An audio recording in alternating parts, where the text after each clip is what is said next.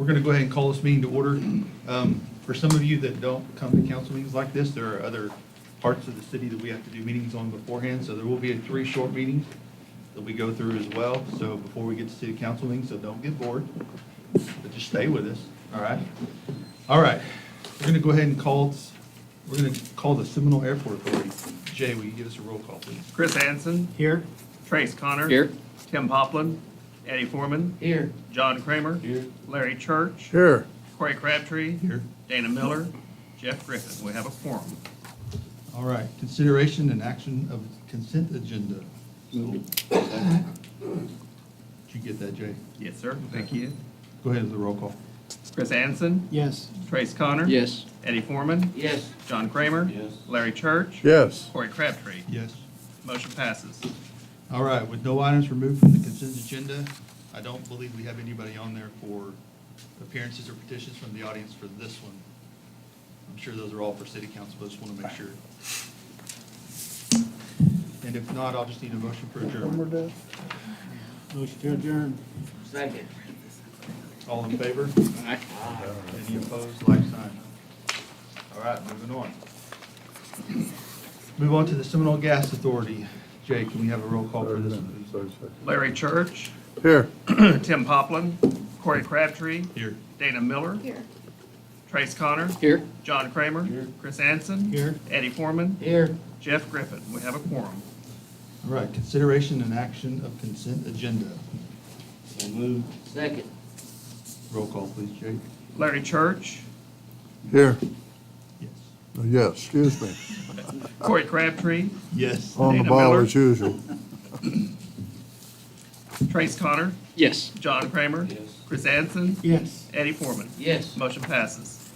All right, with no items removed from the consent agenda, and we have no appearances from the audience for that one either, I'll entertain a motion for adjournment. So moved. Second. All in favor? Aye. Any opposed, like sign. All right, moving on to the Seminole Municipal Authority. Can we have a roll call, please, Jay? Corey Crabtree. Yes. Eddie Foreman. Yes. Tim Poplin. Dana Miller. Yes. Larry Church. Yes. Chris Anson. Here. John Kramer. Yes. Trace Connor. Here. Jeff Griffin. We have a quorum. All right, consideration and action of consent agenda. Move to approve. Second. Roll call, please, Jay.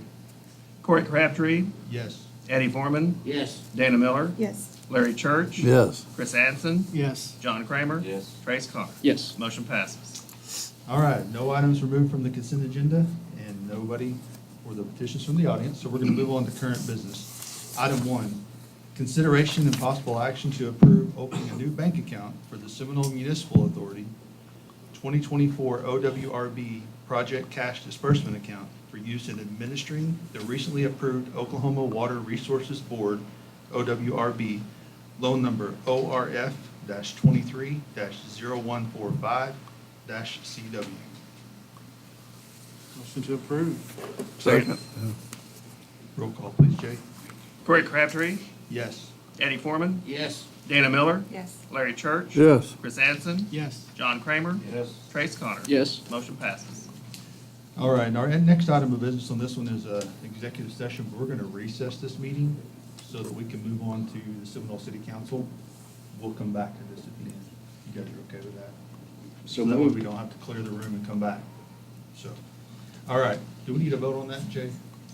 Need a motion. Okay. So moved. His motion. Second. Do we need a actual physical roll call? Just an all in favor? Aye. Any opposed? All right. Moving on to the Seminole City Council meeting. Can we have a roll call, please, Jay? Tim Poplin. Corey Crabtree. Yes. Larry Church. Here. Trace Connor. Here. Chris Anson. Here. Eddie Foreman. Here. Dana Miller. Here. John Kramer. Here. Jeff Griffin. We have a quorum. All right, if we will stand for the Pledge of Allegiance, and Chris, if you don't mind to do the prayer. I pledge allegiance to the flag of the United States of America and to the republic for which it stands, one nation, under God, indivisible, with liberty and justice for all. Father in heaven, thank you for the city of Seminole and all those who call Seminole home. Thank you for those who have come before us to make it what it is today. Open our minds and hearts as we discuss tonight's business so that we may make the best decisions for the city and its citizens. We ask this in your name. Amen.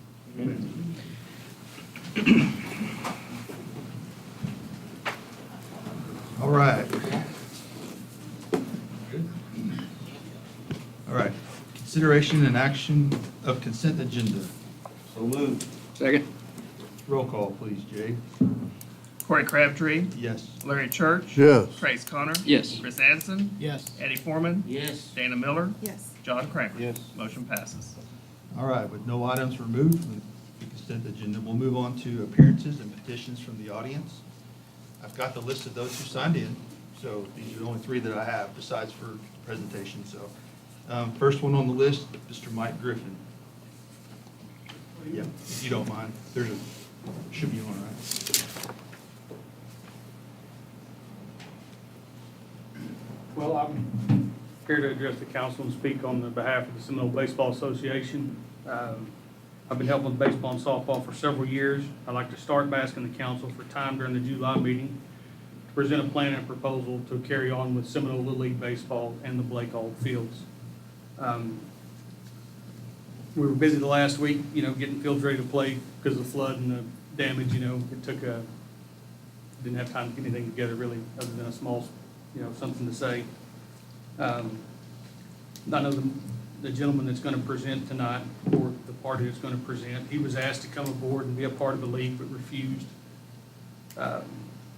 We've run a pretty solid league year in and year out. We carry 30-plus teams, this year 37, 15 from out of town, and we can get them through. The only exception was the COVID year. We had 21 teams league-wide for baseball. It's been a struggle with no lights at Blake Auld, as we all know. The tornado damage, everybody around town is still recovering from that. The college field filled the void pretty good. There's not really enough field space for the size of the league that we have. I know several members of the city officials know that the light struggle and, exploring all the options to get lights. We haven't made it yet, but we're working on some stuff. They have been used, the Blake Auld fields have been used for practice, and we used them for the postseason tournament last weekend.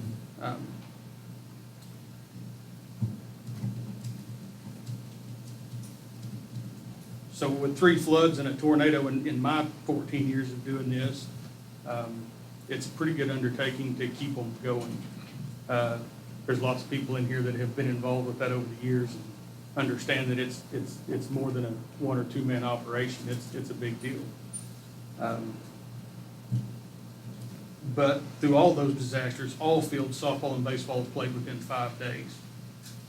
We haven't missed a postseason tournament. Local schools around after the tornado and through COVID helped us with getting fields to play on, to make sure no kids in Seminole missed any Little League games. We got them all in. Lots of volunteer hours and a lot of help from great city employees, always ensure that every Little Leaguer in Seminole can play. Little League Baseball in Seminole is very much alive and well and striving to be better year in and year out. Thank you for your time. All right, thank you. Next up on the list, Scott Rossman. I don't know, Mike said everything I wanted to say.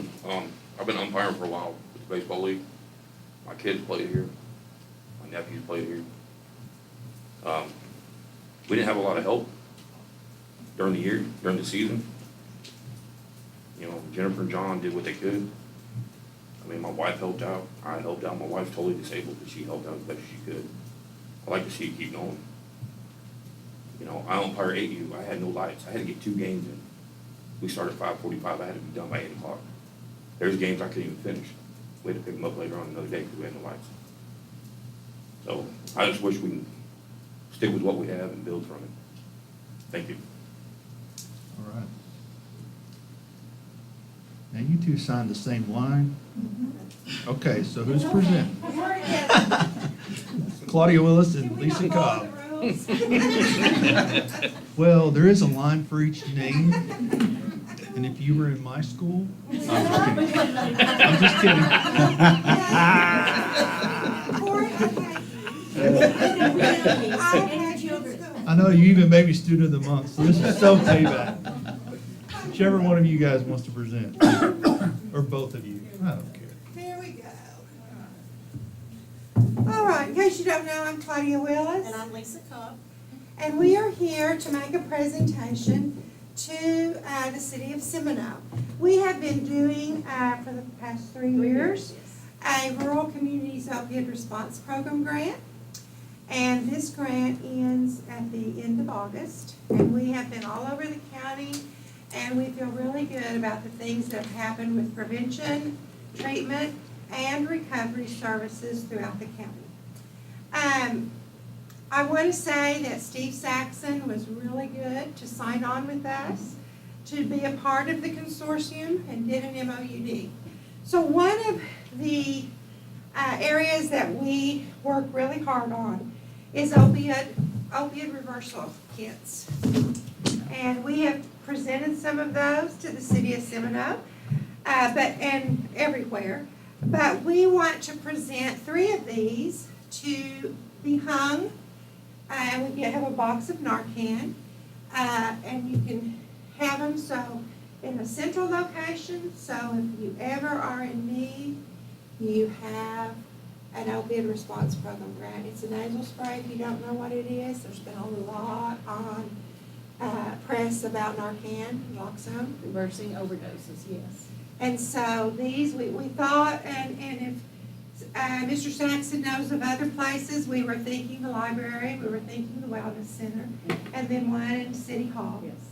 So that people know they can't find theirs, if it's not on them, they don't know where it is, these will always be hung. And then extra Narcan, if you have to use it, sometimes you have to use more than one to bring someone back, they will have Narcan. The overall goal of this is to have it available and accessible in public places, because those people who may need it, or individuals may be with them and they don't know where it is, but if they know it's in a location accessible in a public place, they do have access. And also want to mention that this grant was $1 million for Seminole County.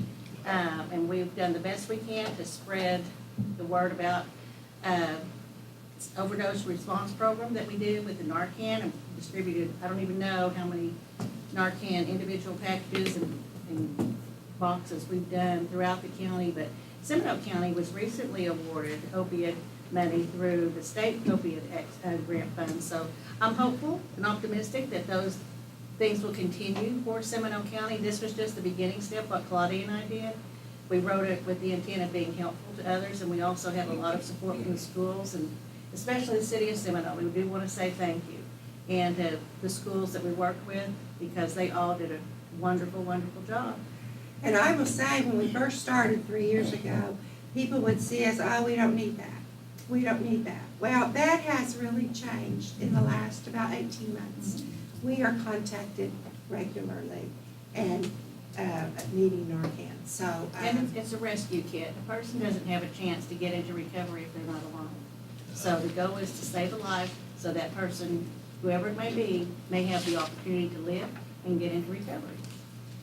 so I'm going to leave this over here with Mr. Saxon, and then we have 2 others in the car that we'll drop off. And if you need anything else, we are here till August 31st. So please reach out. We'll still be in Seminole, but we won't be working. Please let us community work. Uh-huh. We love it. We won't be on the clock, so. Yeah. Okay. All right, thank you all. Thank very you. much. I think you probably need to leave that with Jay. Steve might lose it. Yeah, we'll give it to Jay. Thank you. I will say this, I see you 2 ladies out and about quite a bit. You guys do a good job. I'll just tell you, you make good use of your retirement time. As long as you're not my teacher.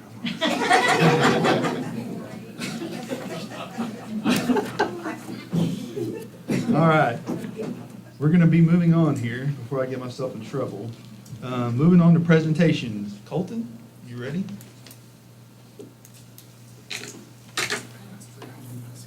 Thank you.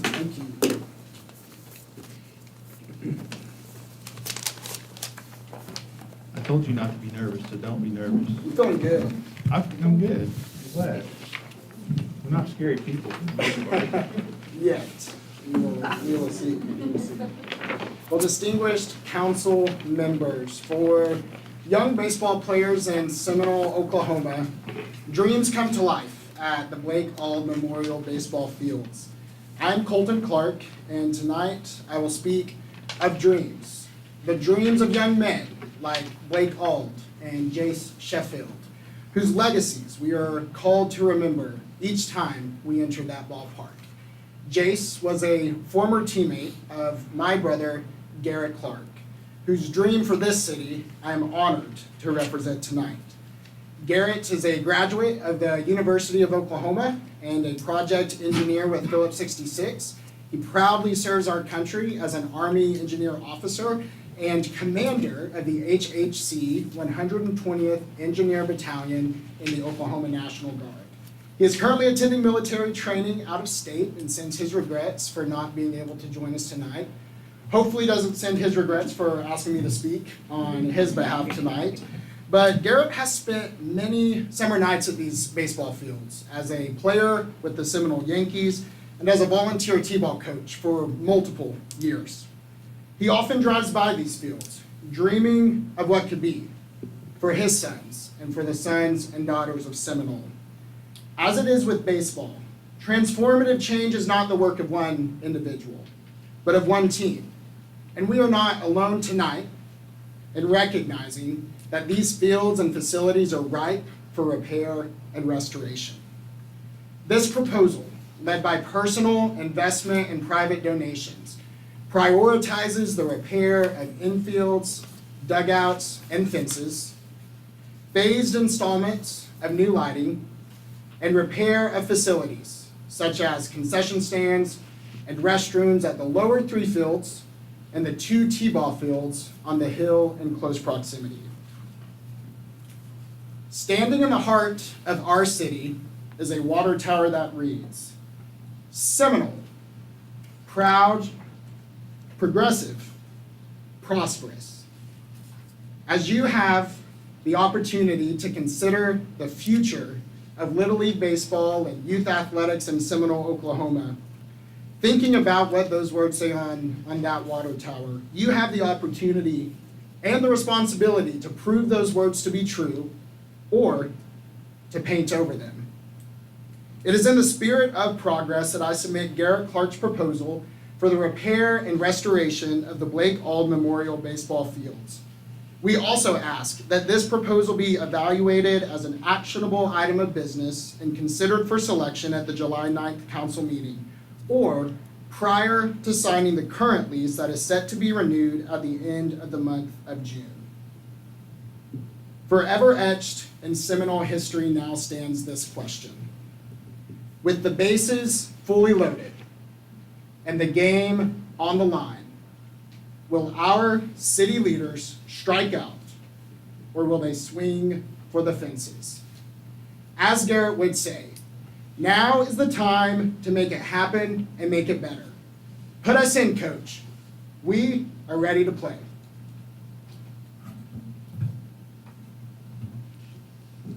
Thank you. For right now, you guys have any questions? I know we just got this to review it, but you guys have any questions you guys want to ask? We don't have an agenda item on this to vote on.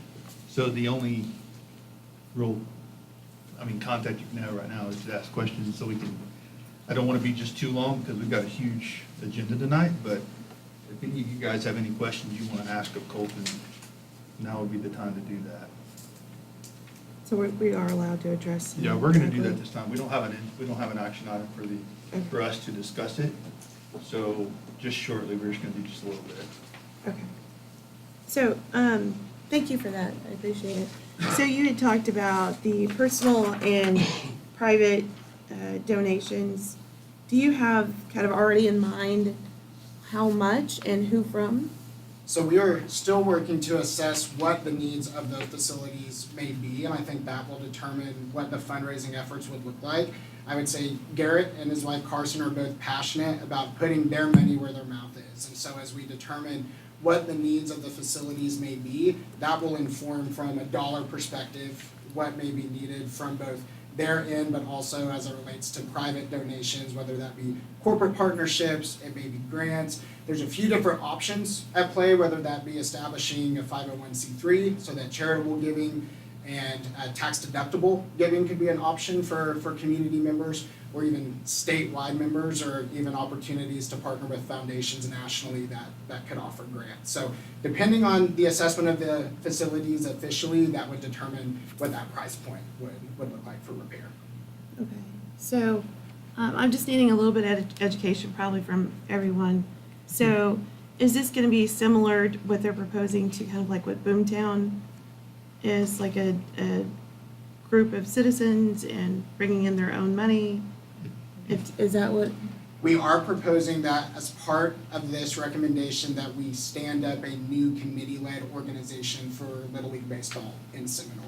So it would be a new organization Okay. that would be leading the effort both from a fundraising perspective, but also from an operations and management Okay. perspective for the facilities. Okay, got it. And I then- would say similar to, in my mind, I see this similar to what we do for the golf course. Mhm. In that you have a lease to operate the golf course. In my mind, that's how I see it. Okay, So, but that's just me, and you correct me if I'm wrong, I would think that would be the same.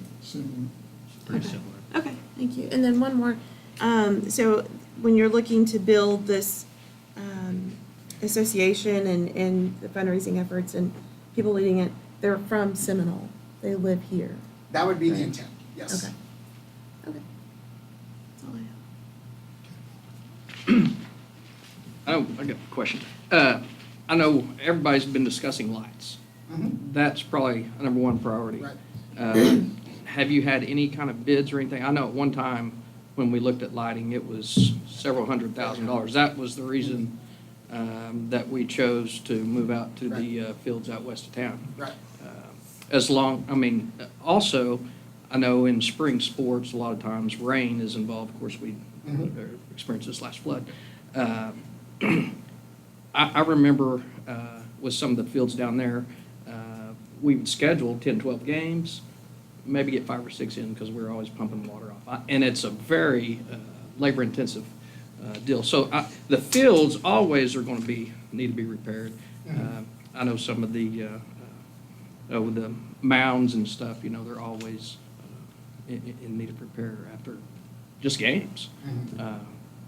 But as far as I'm concerned, I think the lighting is your priority. If you're, I can speak to that if helpful based off of the work that Garrett has done. So knowing that lighting would be a significant priority, and as you mentioned from previous experience, likely seeing very high bids for that, Garrett is currently looking into both temporary lighting options. I know that he has looked into military discounts through Hertz, which provides some of those temporary lighting options. I believe that's similar in nature to some of the surrounding areas and what they use to establish some of those lighting aspects. And so moving from more of a temporary into permanent lighting setup would be the preference.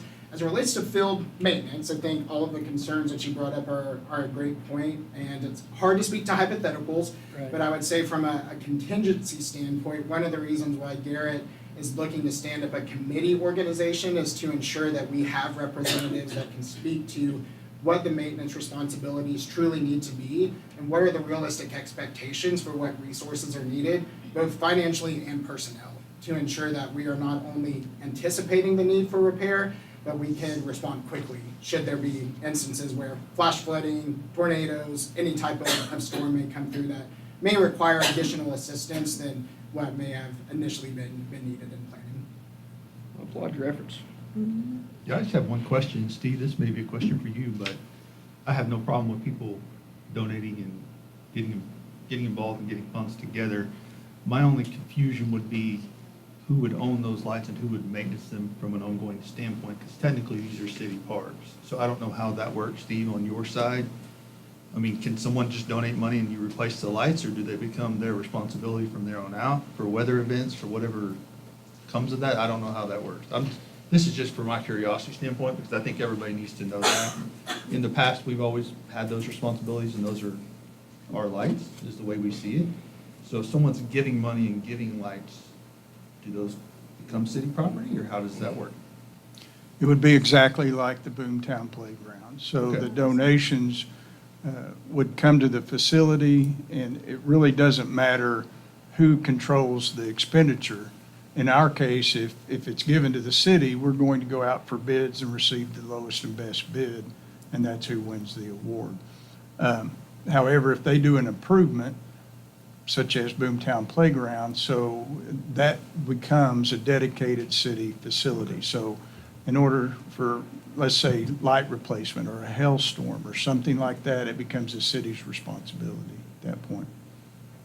Just was clarifying, that's all. And I would add too, I would say on our end, something we would be looking to get confirmation from you all on would be what permissible alterations are available as part of it being city property, if it were to be leased and managed by another entity as it relates to any type of reconstruction, renovation, repair. We want to make sure that we have a shared understanding as to what type of alterations are permissible to ensure we're moving in a direction that's aligned with you Yeah, all. I think we put that in the lease. I don't think you have to worry about that. I think that's something that I think you could work out, Clarify. or whoever. Yeah, just to clarify, I think you may be talking about Euler Field. Not Euler Field at this time, so we are primarily focusing on the 3 lower fields of the Blake Alden Memorial Complex, and then the 2 T-ball fields up the hill from the splash pad are the focuses of this So you proposal. don't want the Euler Park? We'd love to No, give it Euler Park. away As much somehow. as Garrett would love to have it, as much as Garrett would love to have it. It's a piece of ground now, you don't get much. Bryant's He not has a really lot up of- he for has a lot of mowing that ideas. much, He has a so. lot of ideas. But, and to clarify too, this is only baseball as well, so it's not referring to the softball complex or softball association. This is those 3 lower fields and then the 2 T-ball fields on the top of the hill. And so on your, when you're looking to put together, again, the organization, I think we're just identifying that you're gonna need to work closely with the city, obviously. Would you be willing in the development of your organization to write in there regular reports to the city about how many teams, how much revenue's coming in, how much traffic are we seeing coming in, things that you're planning to do in the future so we can be aware? Absolutely. Are you willing to do that on a regular basis? I would say quarterly would be the best case scenario for that. I do think the more transparent that we can be with you all, the better that is. Just from a community experience, I think any time that you recognize a need and you make the community aware of it, people are willing to step in and help, whether that be financially or with their time and other resources. So as much visibility that we can provide, depending on what type of entity is managing the facilities, I do think that transparency is a desire of Garrett's. Thank you. I think you could probably get by with just doing a spring, summer, and fall report, because in all honesty, there's nothing going on in the winter. So just to simplify things a little bit, that may be make a little more Maybe we could sense. vote on But, huh? it. Maybe we could vote on it. Oh, yeah. But one other question I had that someone asked me is that, in your proposal and part of your group that you want to gather to put this on with, are there any considerations giving to people who have been part of the staff before, who have been there for so long? I think part of what we suffer at Seminole in the past, and you've seen that with the high school, is that there's such division between this person believes this way, this person believes that way. I think in part of unifying our city, I think we're heading in the right direction. So, in my opinion, I don't think that you have to have anybody that was there previously in a position of leadership. I'm not saying that. But I think experience alone is invaluable. For you to have someone on staff that said, hey, this field flooded, what did you guys do last time? We're struggling. Why do these lights work if these lights don't? Where did you get, just things like that. Even if it was an advisory position to some degree, I just feel like just to keep a little bit of, the unity there, just to give someone just a little bit of, not so much say or authority, but just someone that you could reach out to and say, hey, we didn't want to leave you behind. Is this something that you could at least create a small position for that person? Because there's a lot of people who put their heart and soul into this, and although they may not have had the help that you may get, I just don't want to be unfair to them as well, just to say, here, be done. You know what I mean? I'm just asking. I'm not trying to play favors to anybody. I'm just trying to be fair. If it were my gig for 26 years or whatever that they've been doing it, I'd be heartbroken. if somebody didn't at least ask my opinion or, my advice, and you wouldn't have to go with it. I'm just saying, that's just a thought, just to keep it,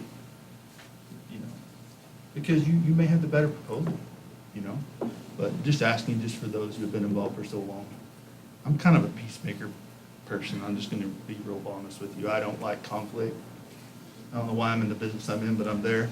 But just a thought, so. Well, I think you raised very solid suggestions, and I will respond, and please let me know if I don't answer all the questions or points that you shared.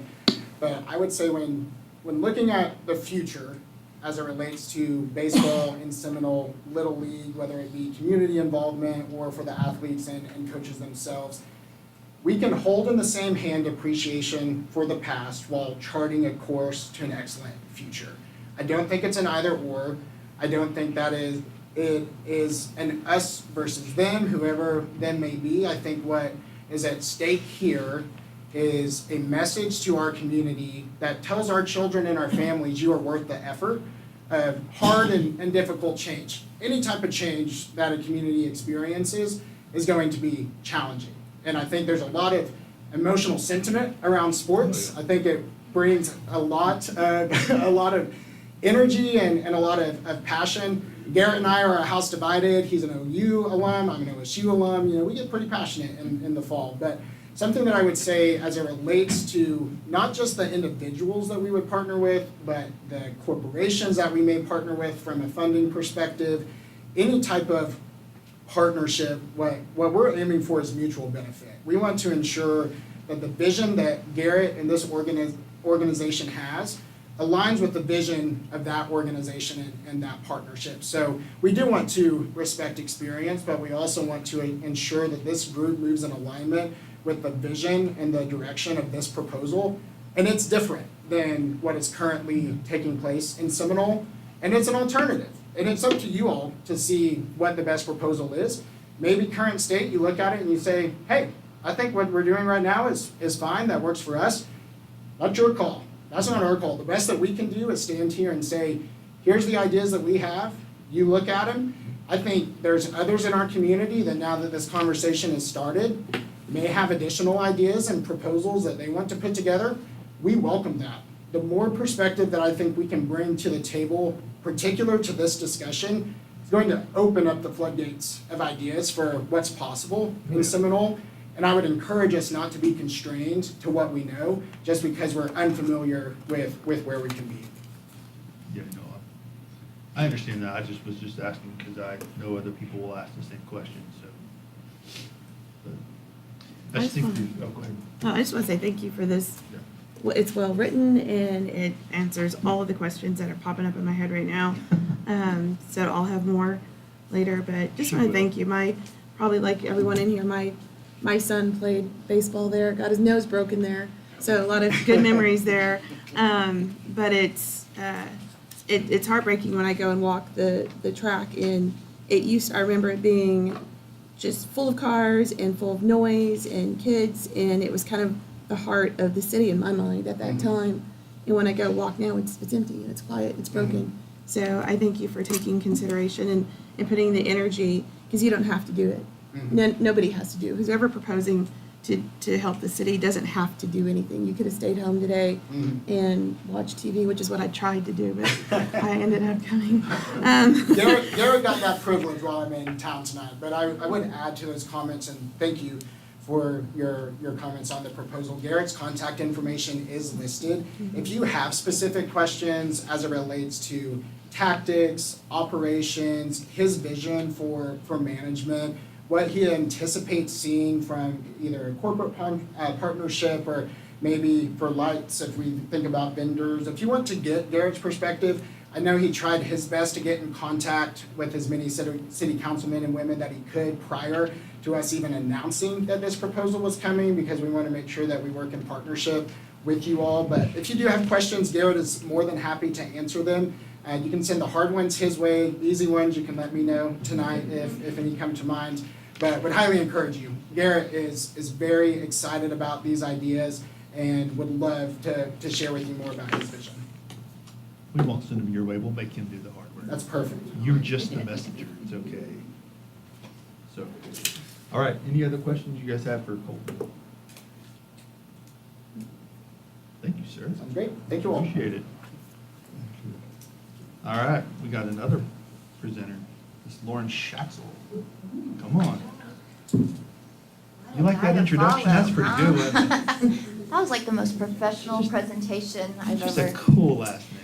Oh, my last name, yeah, very cool. Okay, so why is Lauren Schatzel here to talk about baseball? It makes no sense.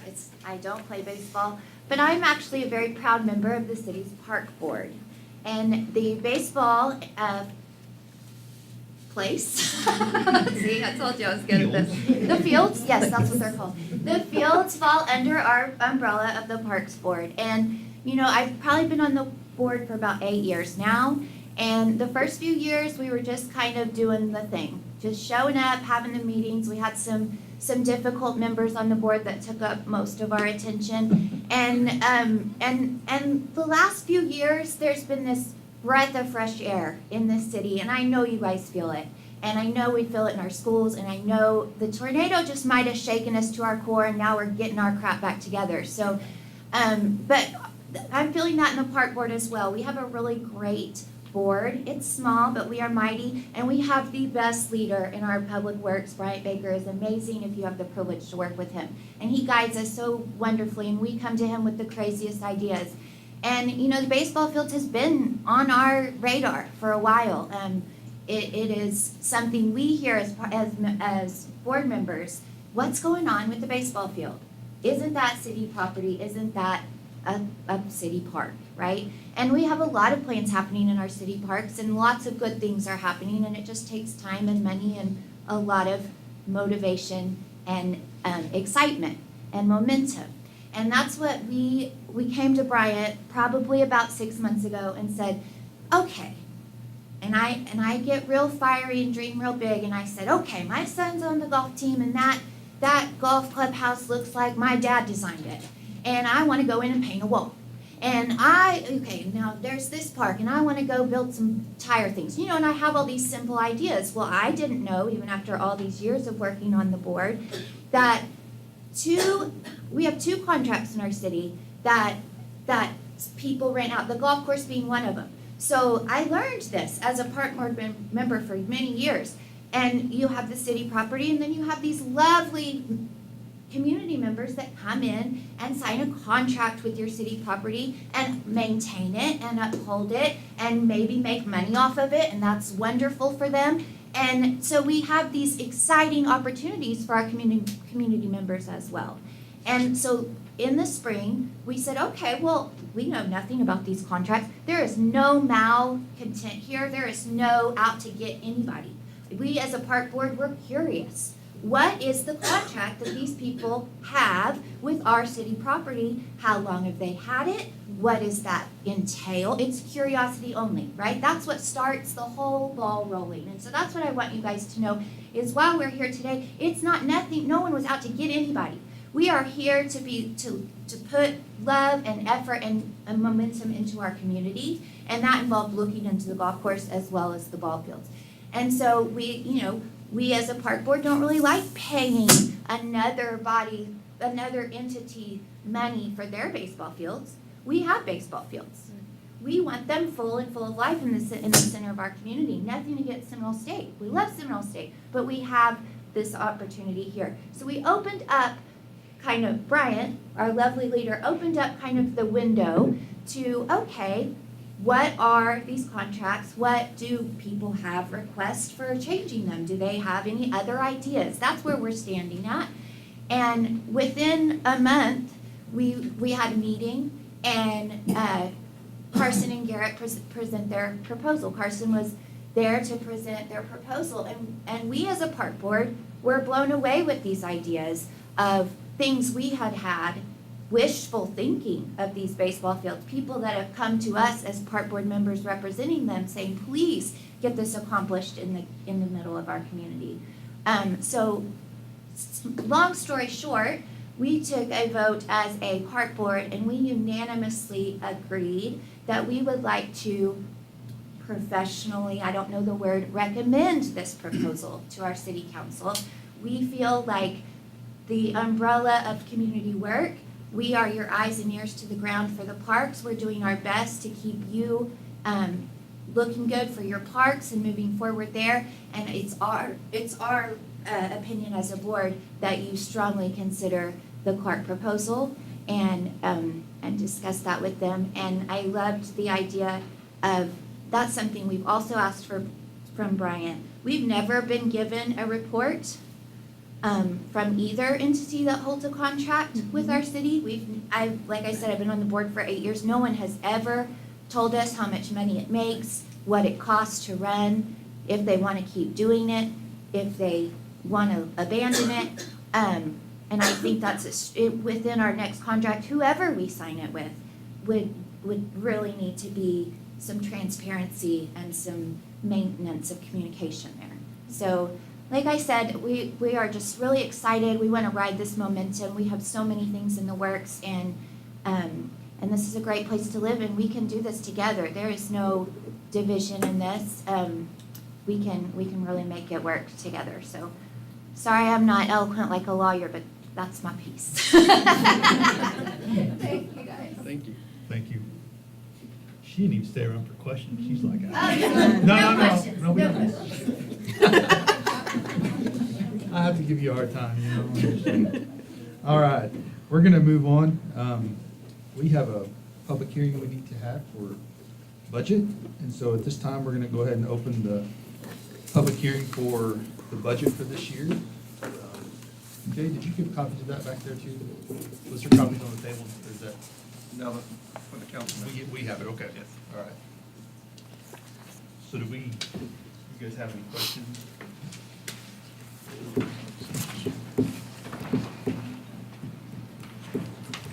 We can also take questions from them too, right? Absolutely. Yeah. It's a public hearing. Thank you guys for coming. Sorry we're boring. They leave when it's boring. I get this every time I want to talk about the budget. Just say budget, they don't pick up. I don't want to see any posts about where the money went. Right. You know, Right. Exactly. We'll let everyone clear the room and it's gonna leave.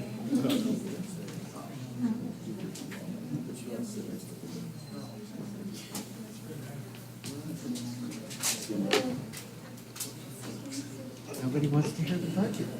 Nobody wants to hear the That budget? would be very important. Gosh. All right, let's amend the budget to. hey, where are you going? Mr. Pop, this is good stuff. These retired folks, they want to head out. You got to stay, yeah. All right. All right, do we have anybody in the crowd that wants to ask any questions? This is an open public hearing for anyone who might have questions. We always get questions on Facebook, but nobody ever shows up. So, can I just say that right now, we're talking about the city budget. City budget. If you have anything in particular that you feel like that the city council would need to consider for your organization, they have, I'm telling you, they have wide open ears. They bring a lot of ideas into the work sessions that we have. One in particular I just heard was the lights for the baseball field. So I can tell you that has been a consideration and will continue to be a consideration for the city council to appropriate money for.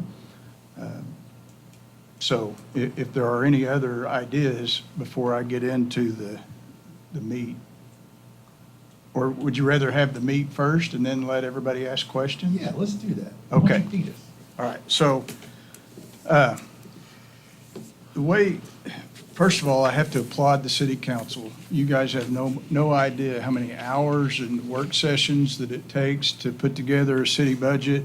This year, we had, and I'm not even talking about the operations side, but we had well over $10 million in requests from individual department heads. Altogether, it was more than $10 million. Things like, hey, with the growth that we have out near the college, we really need a second fire station. Or, hey, I need a ladder truck, or we need a new track hoe for replacing water lines, things like that, they're high dollar ticket items, but they don't make the cut.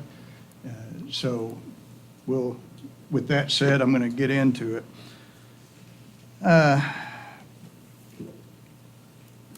This fiscal year, for the 24-25 revenue, expenditures, and fund balance, the total appropriations for the upcoming fiscal year and budget are at $31,640,474 compared to $29,573,643 for the prior fiscal year, an increase of almost a little over $2 million. The current fiscal year includes general fund appropriations of $15,690,000 versus $14,733,000 last year. The water and sewer fund appropriations of $12,746,000 versus $12,202,000. The general fund are derived mainly from sales and franchise taxes, and they total estimated 15 million, are going to total an estimated $15,423,239 versus $14,628,451 this year. So that's an increase. I lost my number. What was it? 370,522. Yeah, that's a typo there. So it's 370. You moved down Okay, one. you're right. 794, 788. Water sewer revenue consists mainly of charges for utility and trash services, with revenues totaling $12,780,000 versus $12,410,000 in this year. So that's an increase of $370,522. Fiscal year 24-25 deficit. We are budgeting the deficit in the general fund with a small fund surplus of $34,532 projected for the water and sewer fund. Ending fund balances, as you can see, and through your work sessions, you know, are very strong. We've got $2,999,495 estimated in the fund for the general fund, and $2,101,910 estimated for capital improvement fund, and $2,818,438 estimated for the water sewer fund. So we're very healthy, I'd say extremely healthy. Part of those reserve funds that we're talking about have been earmarked for projects such as an overlay for the Bourne Boulevard, a small portion for the swimming pool, and other things. So some of those, even though they're held in these funds, they're reserves that are kind of already earmarked. Not kind of, they are earmarked. So that gives you a quick overview, and if you don't mind, I'm just going to roll into the budget summary. So in the general fund, our total revenues are $15,423,239, and our total appropriations are $15,690,624, and that's where we're going to budget for the $267,000 deficit. That deficit obviously will come from our beginning balance, so it reduces it a little bit, but we got plenty of room, a little over $2 million there. So we're in great shape.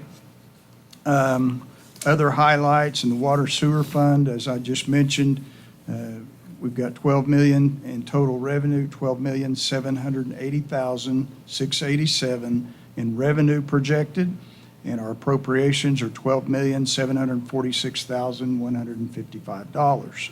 So we're budgeting for a small increase of $34,532.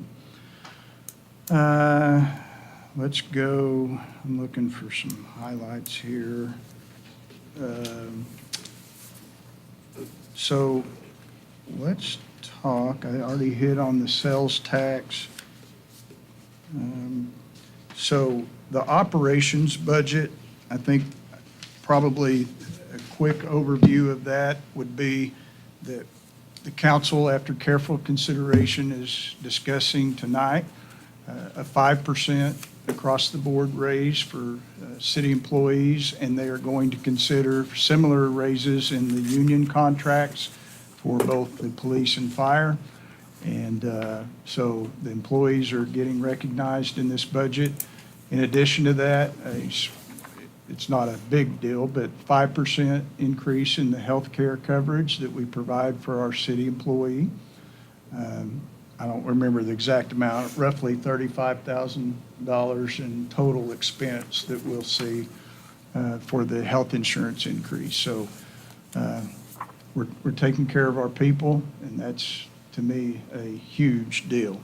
So if it's okay with you, council, we can either stop there or I can go right into what we call the CIP requests.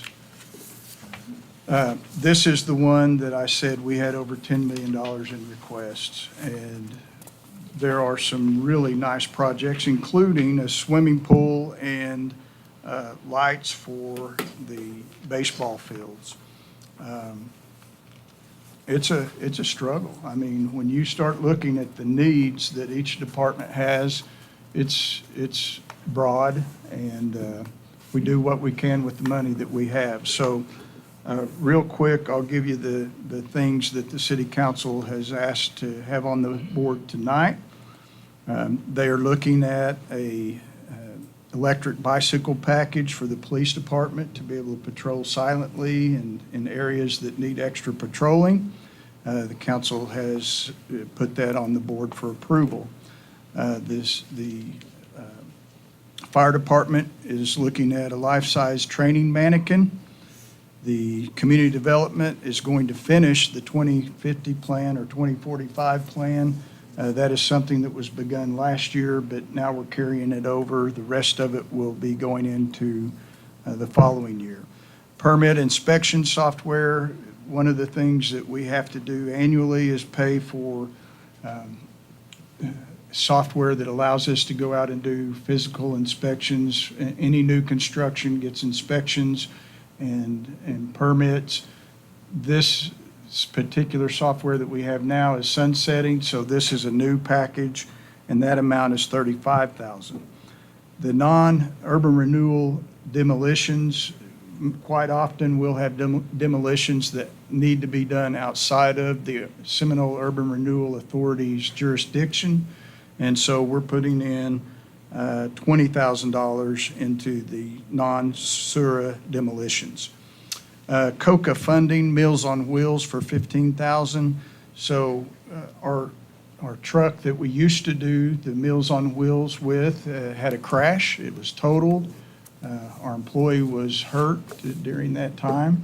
And so what we've done is we've teamed up with COCA, the Community Action of Oklahoma out of Shawnee, and they're going to do our Meals on Wheels program, and we're going to contract with them for $15,000.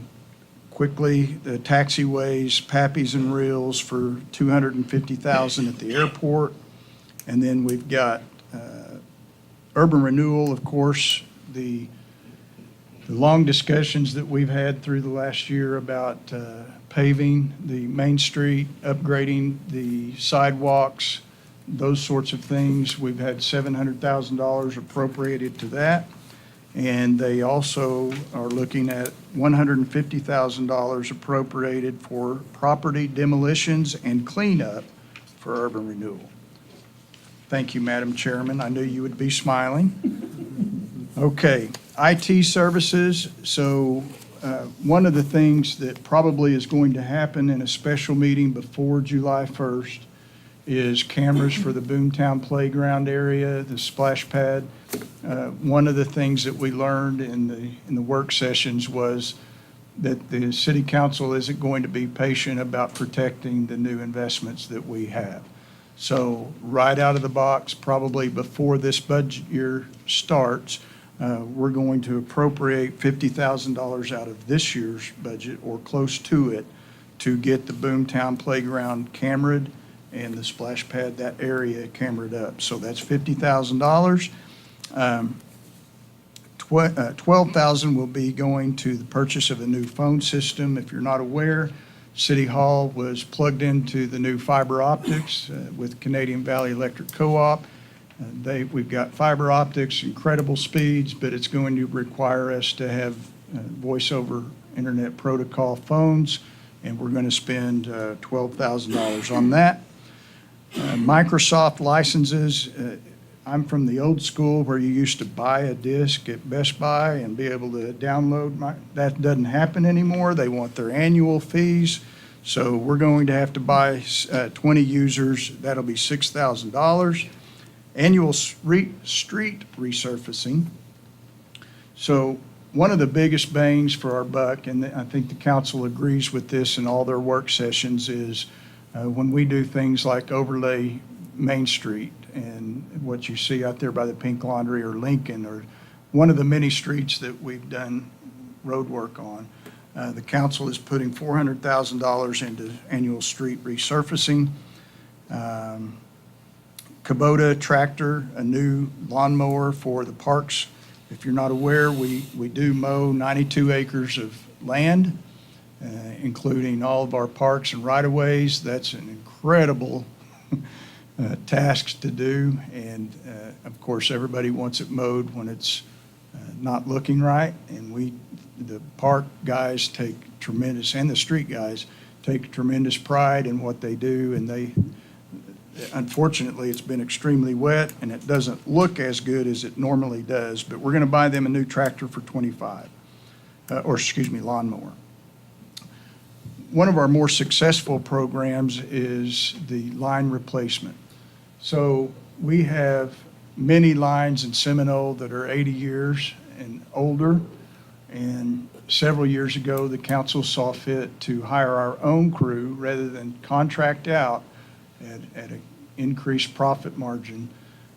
We now have our own crew that replaces those lines. This year they're appropriating $250,000 for the lines, the actual piping, and the bedding that goes under those lines, so these guys continue to do the replacement that we need. Excuse me. 3 water well upgrades. One of the things that Bryant and I have really wanted to get into was to start on an annual basis taking our water wells, some of our water wells that are older, offline, and doing a complete rework. And so we're going to do these 3 at a time. We are still chasing some grants that might do more, but right now the city council is looking at appropriating $100,000 to do 3 well upgrades.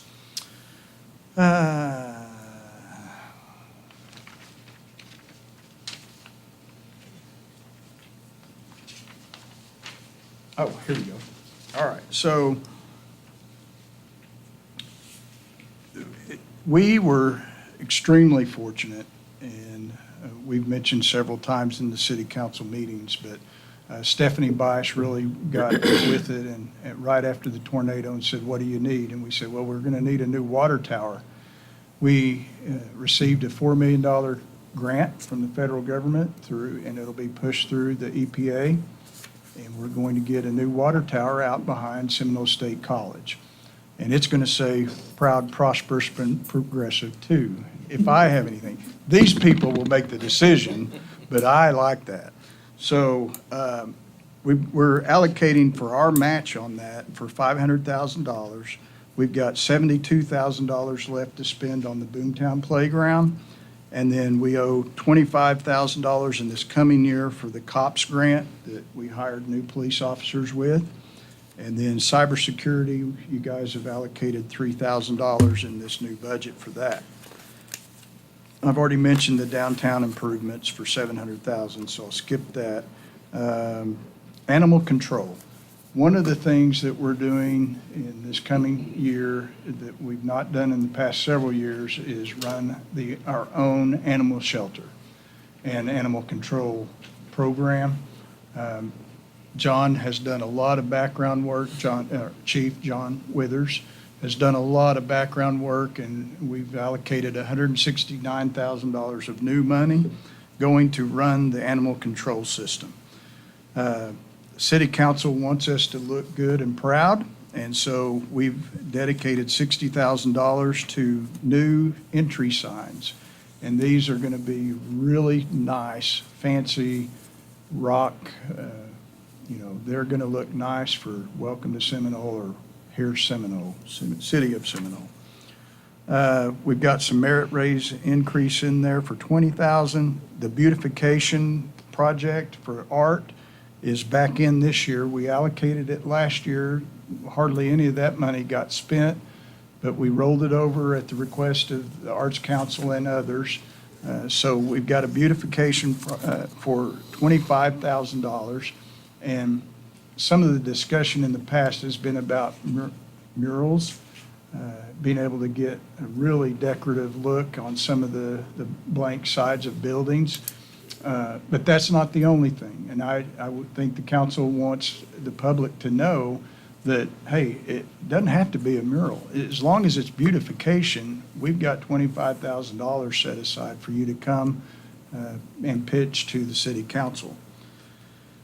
And then baseball field lease for, it's $16,000 this year. We're just budgeting $18,000 just in case that goes up, and that is the lease from Seminole State College. One of the things of note, and Jay did quite a bit of homework on this, we were spending, and you'll correct me, but I think it was around $3,200 a month. Yeah, so on electric bills that we no longer have. So if you deduct that from the 18, that gives you an idea of the real cost of what we're into. And that's all I've got. And I'd be glad to entertain any questions. Obviously, if the public has anything that they want to pitch in here, or if the city council wants to comment, this is a great time to do so. Steve, on the lease, on the very bottom one, so if we, if we change leases or we bring those games back into town on our property, what happens to that money? Nothing. Nothing. It just sits there, and until you guys either amend the budget, which is entirely possible, it's just going to sit there. At the end of the year, as always, if the money is not spent, it's recollected, put back in the general fund, and then we reappropriate after our work sessions and bring it to the public for public comment. Okay, thank you.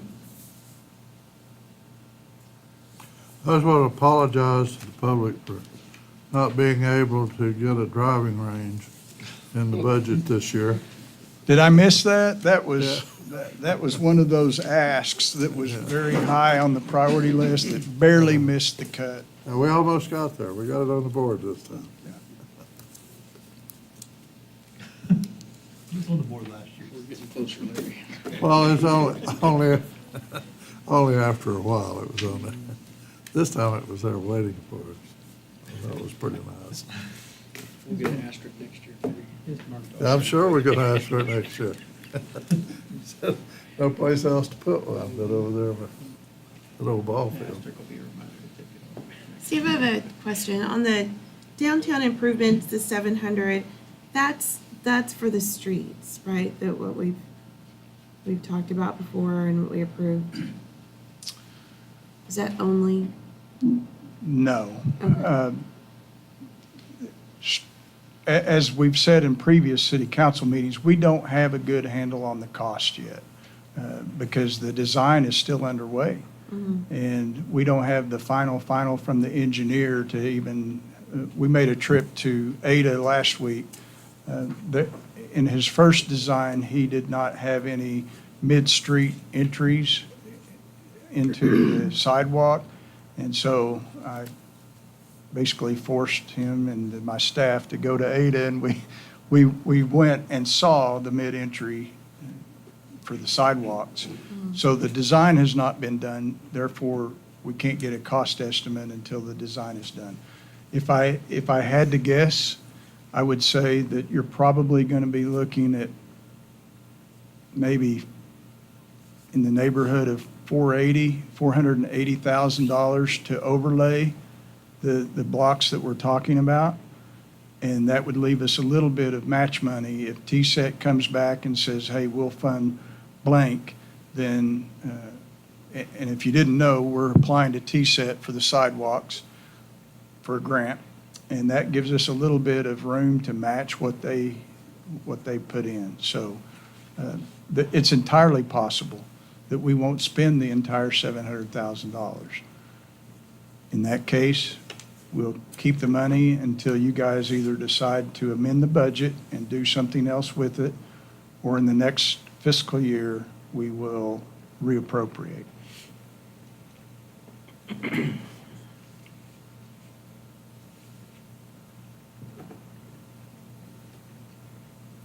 Thank you. Any other questions? No one from the crowd after all that? All right. Are you good, Steve? Yes, sir. All right. We're going to go ahead and close the public hearing and move on with the rest of our agenda. Under approvals and acceptances, item 1, consideration and possible action to approve.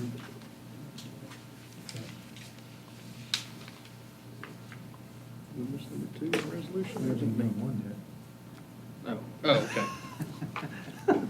Sorry, guys.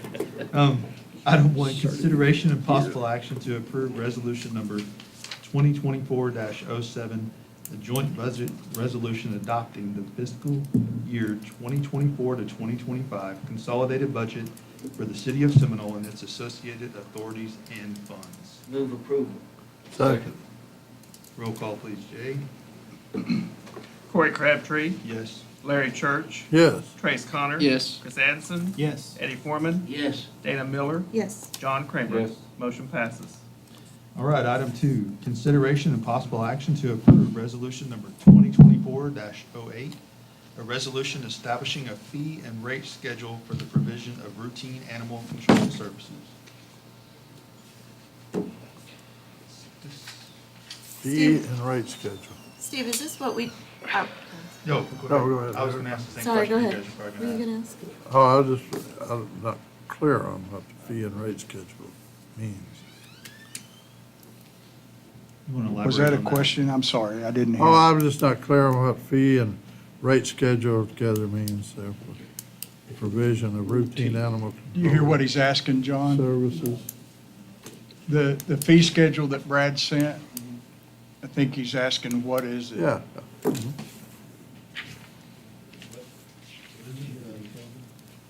Well, it's just my ignorance. I don't know. We have several fees, registration fees, being annual, and it's broken down into service log will be maybe free. Senior Annual citizens. registration, $8 per animal, $5 is fee. Okay, somehow I missed Reclaim that. fees, Gotcha. all these different fees. Okay, all right, thank you. Clear enough? Yeah, I understand it now. Okay. Thanks, Thanks, John. sir. Do they have a motion on this one, or need further clarification? Motion to approve. Second. Roll call, please, Jay. Corey Crabtree, Yes. Larry Church, Yes. Trace Connor. Yes. Chris Anderson. Yes. Eddie Foreman, Yes. Dana Miller, Yes. John Kramer. Yes. Motion passes.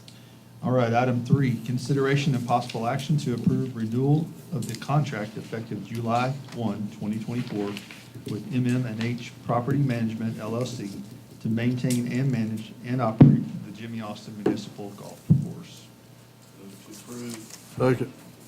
Roll call, please, Jay. Corey Crabtree, Yes. Larry Church, Yes. Trace Connor. Yes. Chris Anderson, Yes. Eddie Foreman, Yes. Dana Miller, Yes. John Kramer. Yes. Motion passes.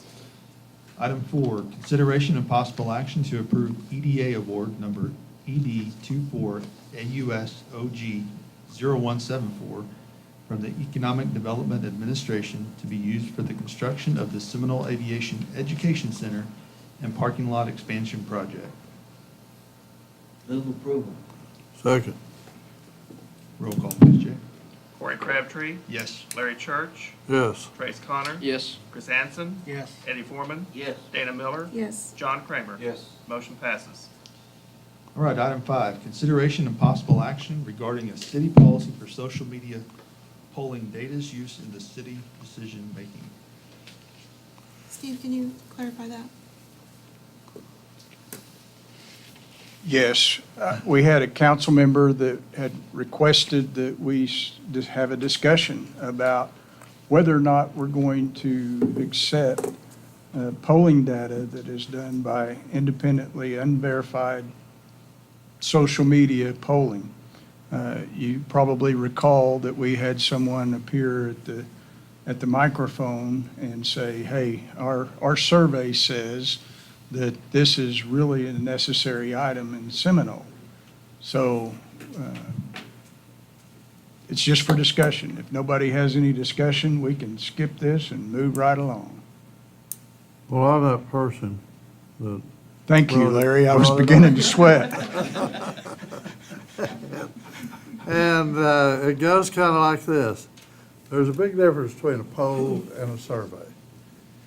And I think that the confusion is that people have in their minds that a report back from people on social media is a poll.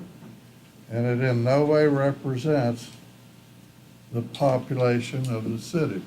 All it represents is those folks who responded on social media. All legitimate polling companies, in order to try to predict what is happening or will happen in a future event, like an election, or how many people, does the majority of our community favor such and so on. If a poll is done properly, you take a random sample, ask them the questions, and you extrapolate. And they could get into statistics on all of that and that sort of thing. But it comes under inductive reasoning. And all polling companies consider social media questionnaires like that as worthless. Whenever you, because all they can actually say is what the people who have responded through social media are saying. Has nothing to do with anything else. And in no way represents what a group of any individuals being studied wants, believes, needs, asking for, or any of that stuff. And I just think that's something that we need to have some decision about how we accept that information into our decision-making process. It's not a poll. It doesn't represent the city. It doesn't represent a majority of the city. And in my opinion, just tells us what the group of folks on social media believe, want, or think on a matter. And you can look it up, but it's just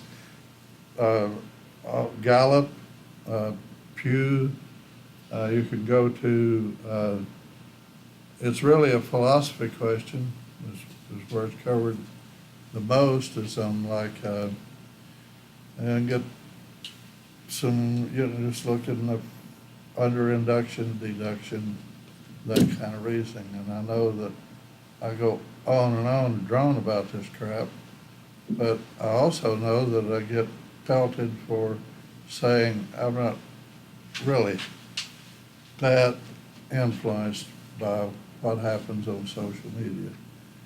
It's emphasizes the negative.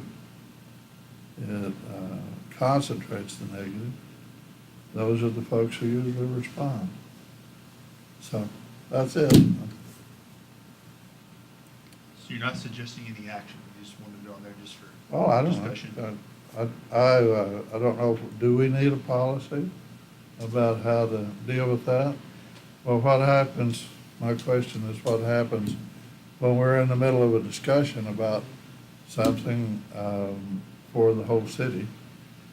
And then somebody says, well, yeah, but the folks on social media, Facebook, say such and such. What? I think we're all trained to take social media with a grain of salt these days. mean, I don't think so. I don't necessarily listen to everything that happens on social media. I don't think so. I think that that's what people say about commercials on TV. They say, well, I really don't pay attention to commercials, they don't affect me. But in fact, they do. That's why they spend so much money on them. And the same way with social media consultation, if you put it out on social media, well, what do y'all think? We really want to know. We do pay attention to that when we have, so, well, we've got 1,000 people on social media that say we should tear down this old tower over here. People are influenced by it. It was brought up during the masking deal. There was, well, social media, they say no on that. And it has nothing to do with reality. But people are influenced by it. And I'm concerned that our decisions are going to be influenced by social media to a degree beyond what is appropriate for that information. I like to know what people are thinking. And like you say, take that with a grain of salt. Well, I don't think we've ever used a poll in this council to make a decision that I ever recall in almost 20 years.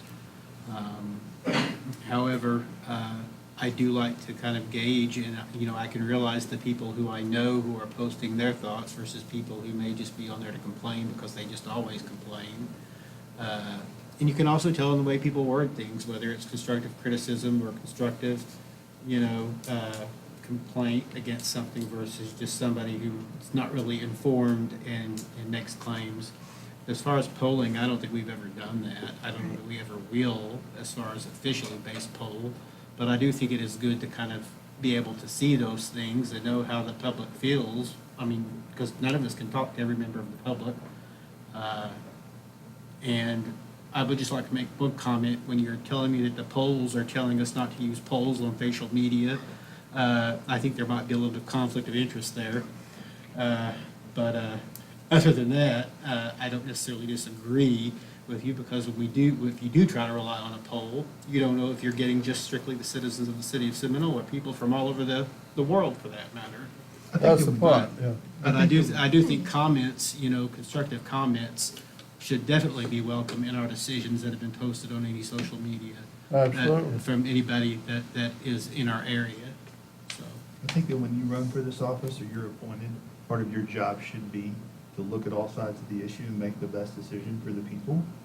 So a lot of that does involve comments from everybody. Sure. Whether they're true or not, that's your job, is to research that and say, hey, I don't think this is not a good thing for us, or it is, or I didn't think about that. Some of those comments lead to other thoughts, Oh, I'm not saying just rule them out or do without them, or they don't have any value. What I'm saying is that they don't represent the population of the city of Seminole. How do you know that? Because polls have been in existence for a long time, starting out on a national level with like Gallup and those folks, and they've statistically refined it to a point. Let's just take, for instance, if you have a population of, it usually works off 100,000 people. That's, and they take, what group of people are we going to ask this? So let's say, for instance, now if you wanted to do, pick a random sample for 100,000 people, you pick 1,000 folks. And let's say that comes back at 25% believe a certain way. That figures out to, when you run the numbers on it, to about a 95% accuracy rate with a plus or minus 3%. You see those on polls all the time. You got a plus or minus, and that's because that they have been able to statistically select a group of folks that are representative, a random sample. They've been able to do that, and if you can't do that with something that's open-ended like a social media platform. It's just not there. So who says that? Major philosophers in the world say that. All of the major and serious polling companies say that. So what I'm saying is there's a difference between a poll, which is predictive because it has been conducted properly, and there's a difference between that and a response from social media where you shoot out a question and ask for feedback. This feedback's great. But also we have feedback that we're not getting from people who do not get on social media. And that's a large part of the population. So social media doesn't represent them. And just because you get the majority of folks on social media doesn't mean that they're representative of the rest of us. So that's what I'm saying, is that I'm not saying to discount it. I'm just saying it's worthless as a poll. It doesn't predict anything. So I'm not sure if you're ever gonna find a perfect tool that's gonna get every single citizen's input. So, I mean, if you want to go a step further, then don't take phone calls, don't take emails. You know, those things make communications easier, which is what social media is supposed to be. What I think I'm hearing and what I know from experience is I appreciate when the city puts together a survey tool. They don't just, I've never seen the city put out a question and then just open it up for everybody to respond. What I've seen is a tool created with questions, with a questionnaire, and so they'll put it on their website, which is not, websites are not social media. What social media is like Facebook, Instagram, Twitter, all that, or X, is it called X now? Yeah. But what they did was they went on the city's social media to promote that survey tool. They're good for that, for So, promotion. and that's what I thought we had done as a city for that most recent one for the downtown, for the street. And I really appreciate it. I thought they did a great job. I actually felt like we didn't go far enough. What I heard when we when I asked about the numbers of how many responded to that survey tool, there was a lot that were discounted because their IPN, is that the word? Their addresses were out of state. Well, my son, who goes to school in Minneapolis but lives in Seminole, I'm sure he took the poll there. He is definitely a citizen of Seminole. I'm sure his was thrown out. I'm sure there were people who came in person to voice their opinions who didn't live here. I know for sure that they didn't, but their voices were counted. So if we did anything as far as a policy, I would like to see it more address those type of things. But creating a survey tool and promoting it on social media, I think is perfectly fine. And it's 2024. We need to make sure that we're engaging the people who are on social media as well as people who can attend in person. I agree with that. What I'm saying is this is not a poll, and it has no predictive value. I think we can use these things as guidelines for us, but I don't think it necessarily is going to determine anyone's vote, 100% one way or the other. And in that regard, I don't really think that we need a policy regarding it. I think the ultimate poll is on election day, and how we vote in here is what matters, and what we're doing and what we feel is best for the city of Seminole at any particular point in time. So, I don't know what needs to be done, but I don't think we need one. I wouldn't know how to put one together. The concern I've got on Facebook is you always see people, oh, you've been hacked, you've been hacked. How do we even know that these people that are even voting are really the person that they say they are? You can't know. That's There's the no point. determination. You don't know. they've got your picture, well, they can hack your picture. And with AI now these days, they can hack your voice. I mean, it's endless. I really liked the deal when we did the face mask deal, where we did, you know, because we kind of wanted to know where our people were. But that was an individual, you know, out of our own ward when we did that, as opposed to just, you know, a shotgun approach of who. Right, yeah. so And so that was easier. We didn't allow anybody in the group who wasn't in our ward. Who wasn't in the ward, and that to me, give me a sense of, you know, that maybe these are right and these are the Talking right to your people, right? people. As opposed to just going down the page and seeing something. Sometimes I go through Facebook, I can't even get back to that same post that I've seen after, you know, so. friends, huh? Well, no, I don't know. It seems like it's a lot more advertisements now. It's not even my friends on there. It's just ad. Well, I mostly want to bring awareness to the fact that they're not polls. They're a survey, and there's a big difference.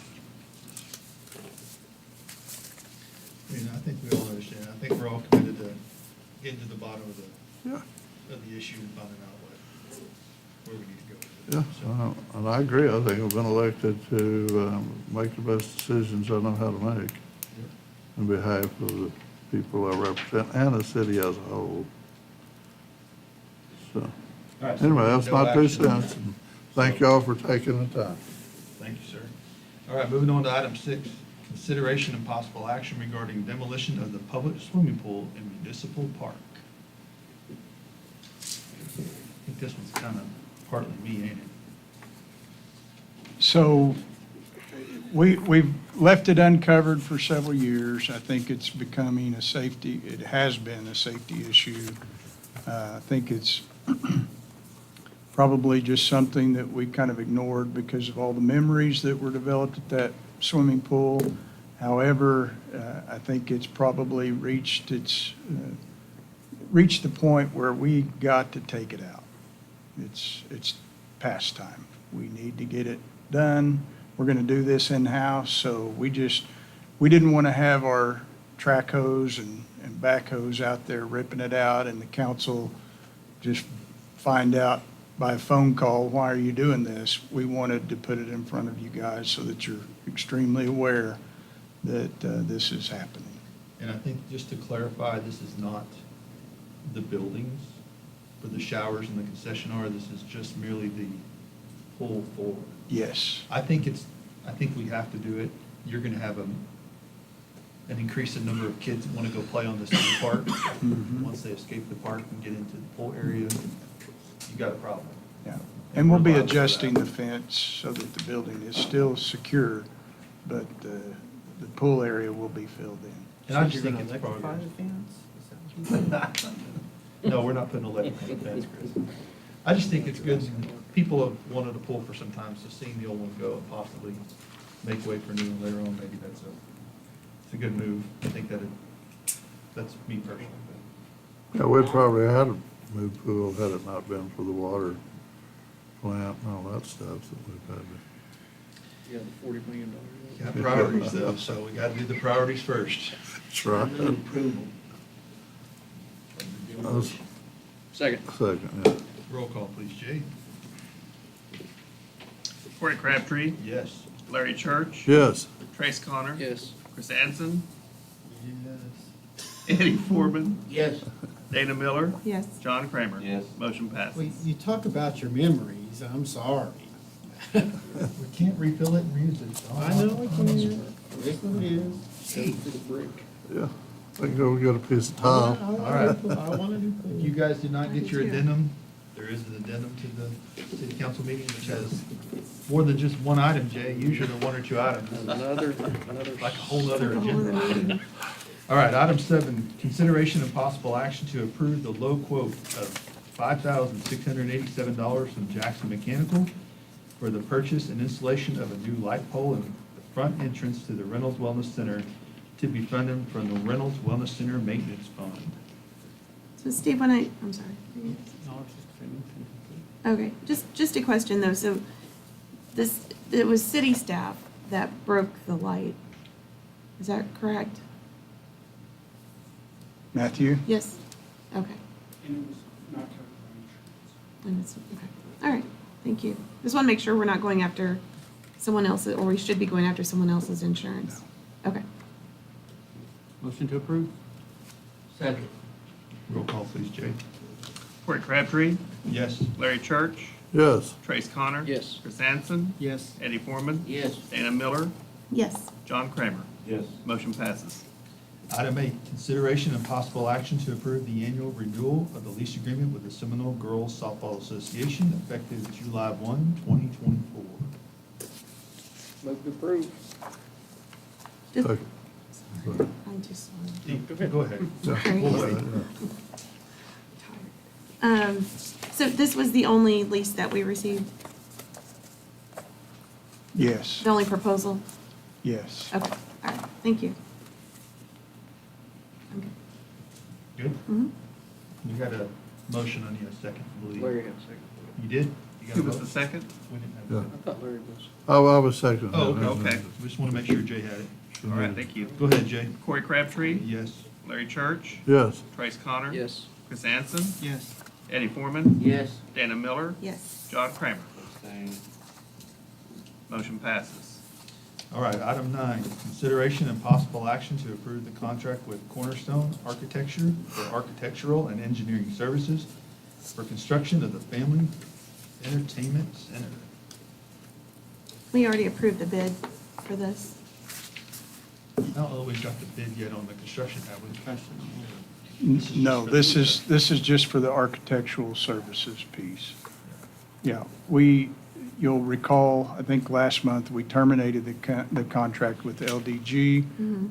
We did our research. This is the guy that is in the business of architecture for fun centers. Heyday, others are his doing, so he's a pro.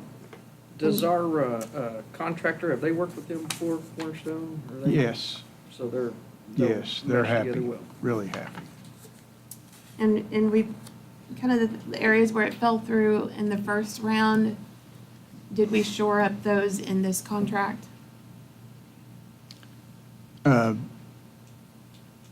Where were they lacking? Is that what you Yeah, want to know? yeah.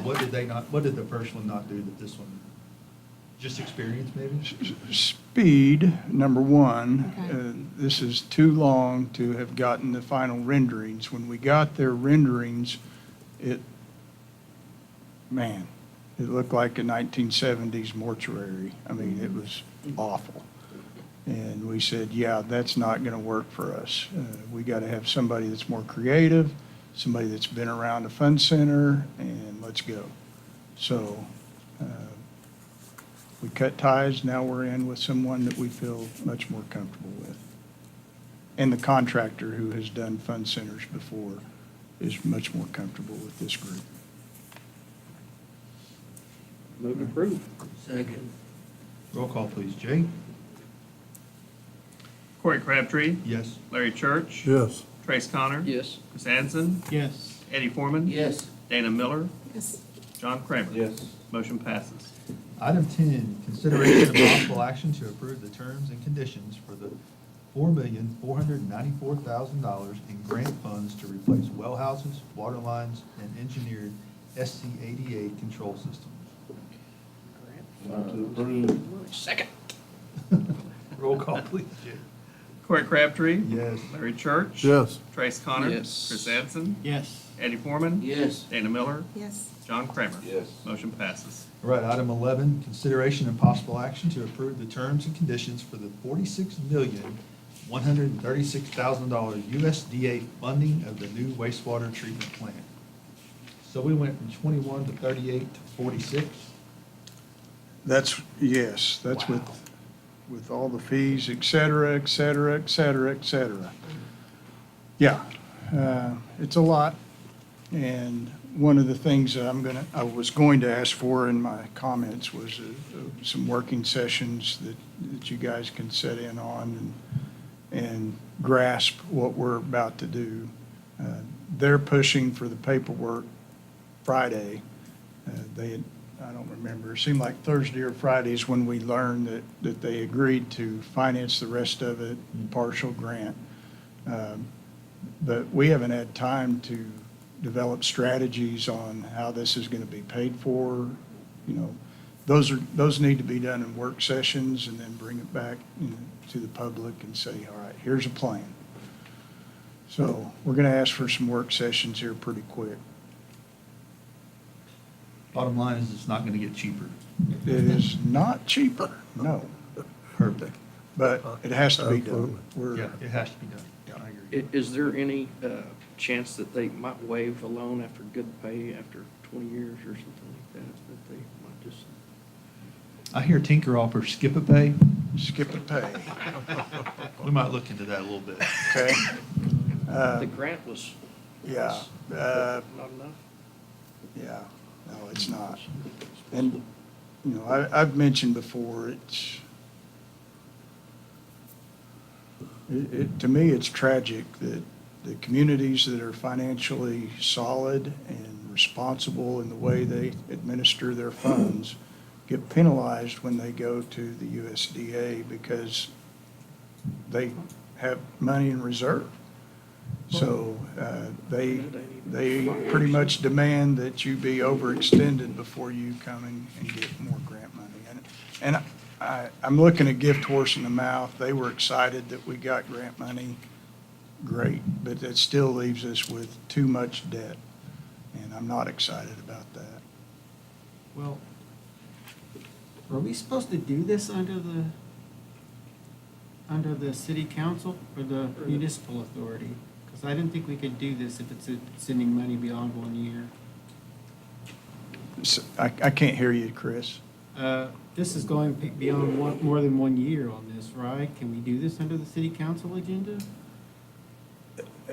What we're doing here is accepting the terms and the conditions. So This is not the actual loan?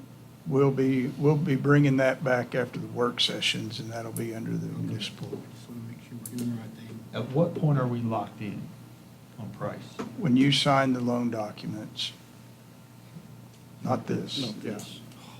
This is terms. Okay. Move approval.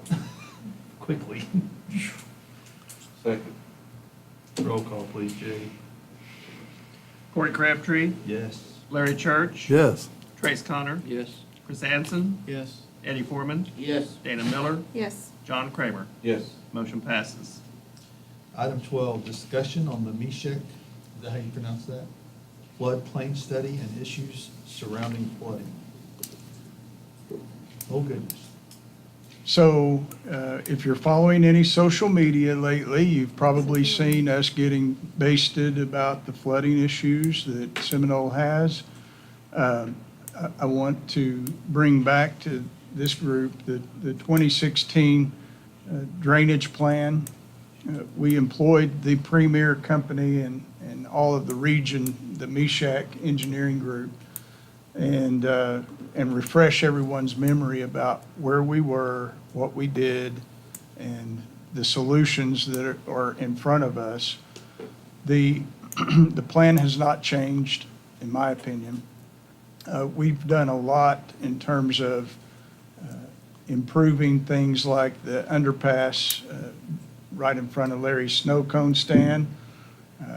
Our staff did a great job, and it remains clear today.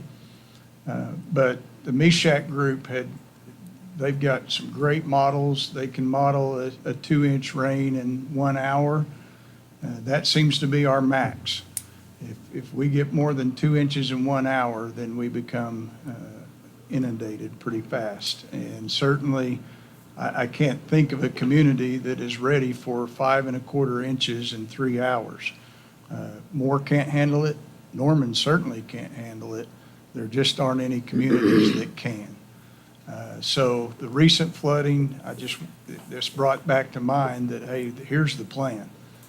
So the flash floods, those are things that are excessive rainfall in 6 hours. The flood is any overflow onto what's normally dry land. This is 3.7 inches of rain in 12 hours. We got 5.25 in 3 hours. And that's how we start pushing down fences. When that water's moving that quick, it's a problem. I should note that no insurance company is going to help us insure fences. It's just not happening. They're not interested. So every time we get our fences pushed over, it's on us, and that's gonna, there's not a high probability unless we determine that we're going to go through some of the painful solutions that are offered in this study. So here's our current floodplain. You can see that there is what we'll call the regular floodplain, and then the hatched area is the floodway. These are areas that you cannot touch. Do not touch, do not go past, do not pass go. We're not going to allow any development, even with engineering, in the floodway. In some cases, we'll allow engineering to make improvements in the floodplain, which is just the regular blue area.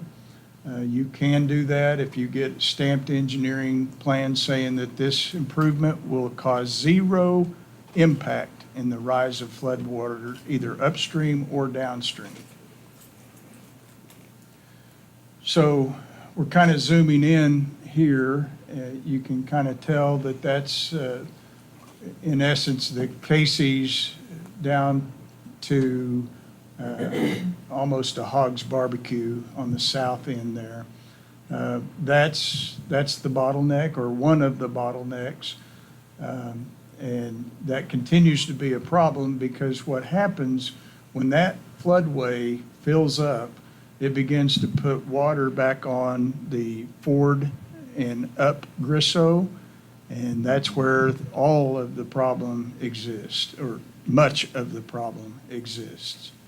So these are the 4 areas that MESHAC really started to concentrate on. Obviously, the one in the middle is the area that we just zoomed in on. We have considerable flooding out in Eastgate on occasion. If they get enough rain fast enough, it just won't drain. It's too flat. Over by the high school practice field is another area. That, in my opinion, is largely caused by fencing. When the limbs that have been discarded and the leaves trap in that fence, it becomes a dam and starts pushing water back up Roosevelt into homes. And then we've always had the issue there at the corner of Bourne and Broadway. That to some degree has been alleviated by some of the work that we've done. We've done some concrete work in that area, and it's doing much better, but it's not near good enough. So these are a little bit hard to see, but they've mapped all the capacities, and they're doing it in terms of how much flooding occurs in a 1-year flood and a 2-year flood. And Sharon, if you want to jump in, please do.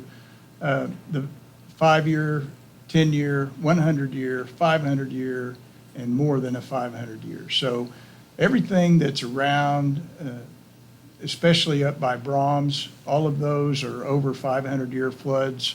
It would take a Noah-type flood to get us into problems there. The others, however, are more susceptible. These are places that in a strong 2-inch an hour rain become more questionable. These are, and we'll take questions on any of those, but I think you'll be able to see pretty quickly in some of the solutions if we get there. So let's talk about the solution areas. These are the places that MESHAC said, hey, this is a way to solve the problem. The blow-up area there is the the crossing, I would say that it's kind of between the Taos, the Academy of Seminole, and the Wellness Center. And that needs to be taken down. That bottleneck's pretty bad in there and begins to push water back into the park in a heavy rain. And that's when we start getting the water on to Grisseau, et cetera.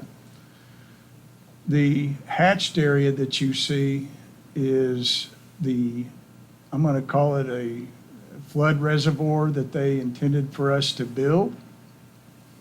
That is, do we have another slide that shows how many acre feet or surface acres? Yes. Okay, there we go. That's the one I'm looking. Yep. So if you look at the left bottom corner, that is Wrangler.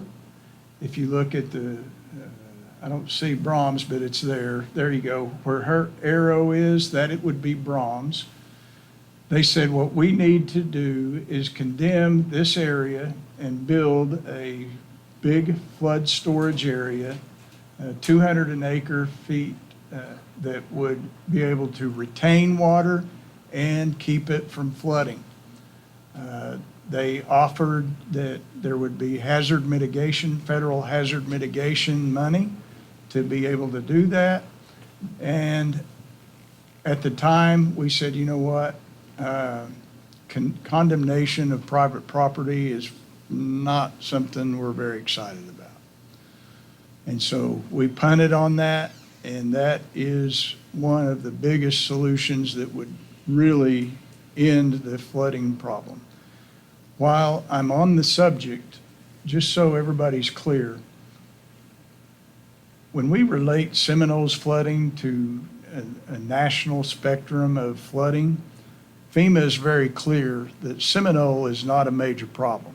They call it nuisance flooding in Seminole. It's here for a day, maybe a day and a half, and it's gone. You guys start the cleanup. It's not a catastrophic event that many other communities have. So I think given those parameters, we kind of looked at the big flood reservoir as, is that a battle that we really got to fight? And I think FEMA to some degree will agree with us that their real mission, especially since probably the 1990s, is to move people away from floodwater rather than move floodwater away from people. In this case, what you're actually doing is moving the water away from people. And what we don't want to do is encourage any development in the floodway or even more development in the floodplain. When Casey's and others developed, especially the shops by the creek, we were extremely clear with them that, folks, we have seen the water this high on those cars across the street from you. We have seen it. We don't really care what your engineer is saying. We're telling you that's going to be a problem. Well, our engineers are very, very good. Okay, well, we're not engineers, but we're going to tell you that that's likely going to be a problem, and it has been. That's another blow up of the Magnolia Creek that needs to be expanded. That land right now is for sale. I don't have an exact price, but the land is for sale. I don't know. I would think $500,000 or less, we could buy that 40 acres and begin the major floodway expansion. But without the big flood reservoir, it's still going to have issues. So these are in 2015 or 2016, Sharon, numbers? There you go, 2016 prices. The total is going to be $2.5 million to do the Magnolia Creek Basin. That did include, at that time, I think it included the construction of the dam for the big flood retention area, but it did not include any land purchase. So if we went through condemnation, that would be another, I don't know, $7 million, $6 million, something like that. We've been brainstorming as a staff. These, the red circles are things that we consider something that might be more plausible as opposed, well, clearly, if we did the flood control lake, that solves a lot. But absent of that, one thing we can do is improve drainage on Wewoka Creek. The issue there is we are not allowed to put floodwater over the railroad. So if we went up the yellow line, which is Wewoka Creek, we would be actually doing multiple, in this case 4, different detention ponds. We're not retaining water. We would build them so that they detained it and let it out more slowly. And those would have to be spaced out so that we did not put flood water over the railroad.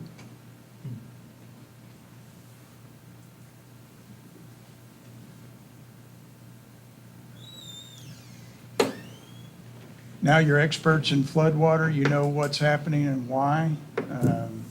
It doesn't make it any better for the people that get flooded often. Man, it's just really, really frustrating, but the solutions require some super hard decisions and taking private properties, and in many cases, it probably would be more cost-effective to acquire homes and move the people out of the floodplain than it would be to build a big flood control like we're talking about. That's exactly what Tulsa did, by the way. They acquired homes and moved people out of the floodplain. And just never let them back in there, No, period. no. They've got extremely stringent policies on floodplain development. All right. Well, live on a creek bank, get your feet wet. I ain't getting in there. You'll wipe me away. All right, moving on to item 13, discussion and action regarding new wastewater treatment plant bids.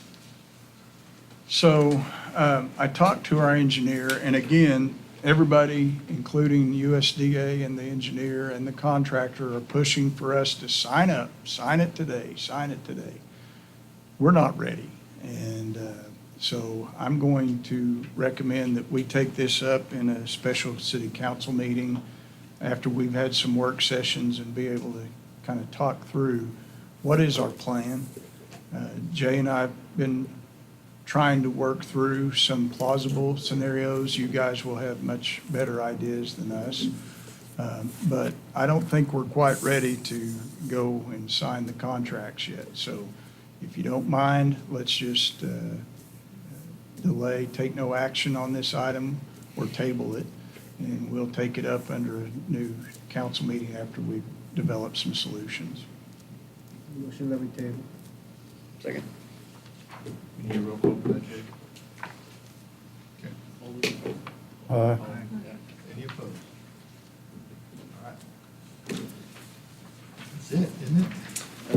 Remarks. We're gonna go to remarks, that's all the items we got, I guess. So, all right, I'm gonna skip myself and go ahead and go to Ward 1.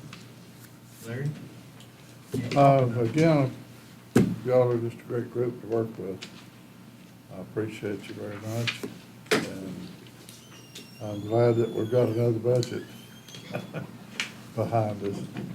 So, that's about all I have to say. It's just, I appreciate everyone's effort and the good work that you do for the city. All right, Dana? So welcome to Ward 1, everyone. Happy Pride Month. I was able to visit with this past month with some folks from the Arts Council. I got to visit their collective, and just really exciting, all of the things that they have going on. Happened to stop in Sherwin-Williams one day to get some paint for some renovations, and there was free art classes for kids.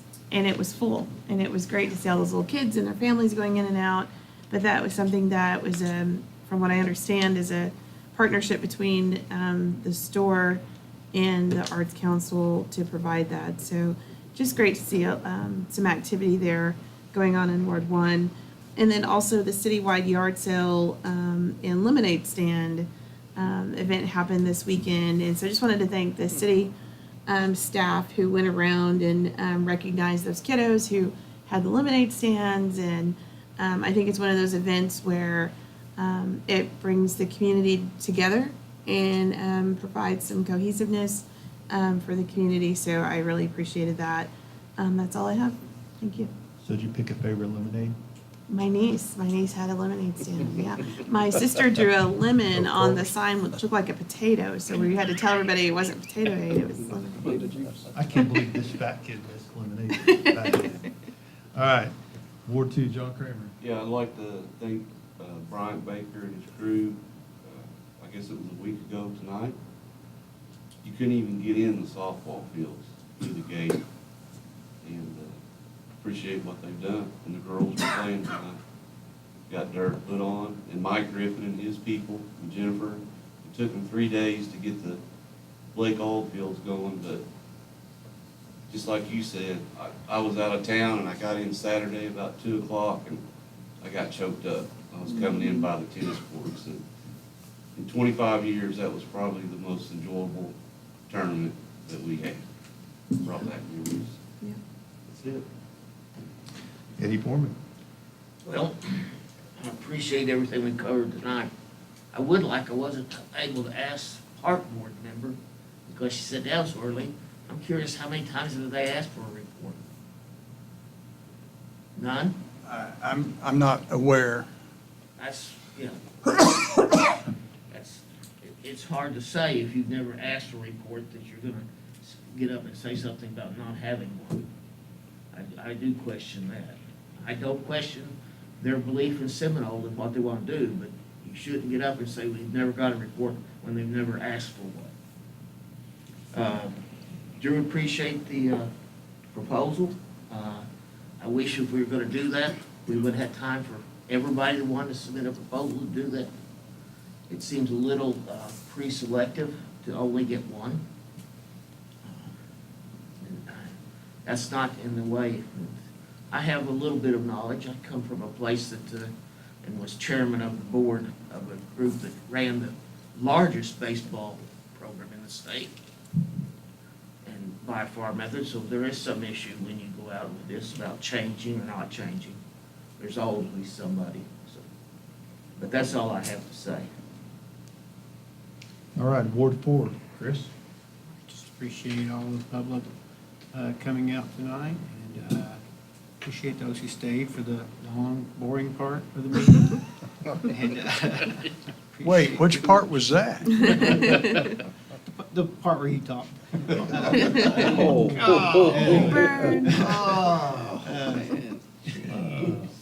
He stepped into it. I didn't shove him. Ward 4's got a seat open, y'all. Anyway. Well, you talked about what to put on that water sign too, and I was thinking, we could put city manager on it also, but, there's another one. Yeah. Anyway, but I'll move on. Anyway, but, I appreciate everything everybody's done. One thing that I did want to, it may have something to do with the flooding, but I'm a little unclear. You mentioned the Eastgate flooding, but we did have some people in our ward who also had the sewage backup problem. Is that because of deteriorating sewer pipes that the floodwaters get into them? What causes that? Or can you answer that? Yeah, quite often you're going to have regular water. We call it inflow infiltration. The floodwater gets into sewer areas, especially sometimes folks leave their cleanouts without caps on them. So their water out of their backyard goes down the drain. And as soon as that drain fills up, it's coming the other way. And that happens, especially in a 5 1/4 inch rain. It is difficult to get rid of that water. I guess my concern is this was just in some areas that this is, I know one particular house had happened a little over a year ago, and then it happened, I think 4 houses were included this time, and it's like never been an issue until last year when Yeah. this happened in that area. So Yeah. I guess I'm just concerned something's shifted or changed, and I don't know what we can do, smoke test or what we can do. We're to try to familiar see with if what there's a you're problem. talking about. We're under investigation right now, trying to see what's going on. Okay. It's likely going to have to be cameraed. In other words, we're going to have to put a camera in the manholes and see where the infiltration's coming from. Okay. All right, thank you. That's all I have. Trace? Just want to congratulate all the SSC Spring Honor Roll students. Got quite a few from Seminole in the paper, if y'all happen to see that. Had a great, what we call Little Boom Day there at the golf course this last weekend. Had over 96 golfers. Had a great fish fry. Bubba Larry Smith put that on for us. We got Carl's Jr., local, to bring us some food, and Mike Quisenberry had tacos there, and they were fantastic. This is driven by the splash pad up there, and the volleyball court that we've put in has really been used a lot. I was really surprised at that, and I think we made a good decision there. Just want to make sure that everybody knows that we got a vote coming up here Tuesday. Early voting starts Thursday, and if you want to get your voice heard, get out there and vote. So that's all we got. All right, I'll move on to myself. Yeah, I want to thank everybody that came tonight. We haven't had this room that full in a long time, so it's good when you see people from public show up. I mean, it really is. And you guys stayed for all the thick of it, so congratulations.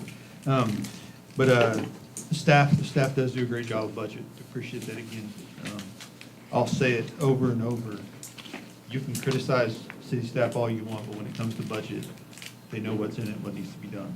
So it's pretty well laid out for us when we get there, and we have to decide what we need, what we want, what we don't want. So we appreciate that because we work regular jobs. So coming here is a sacrifice for us, but you do make it faster. Even Jay, he's all right.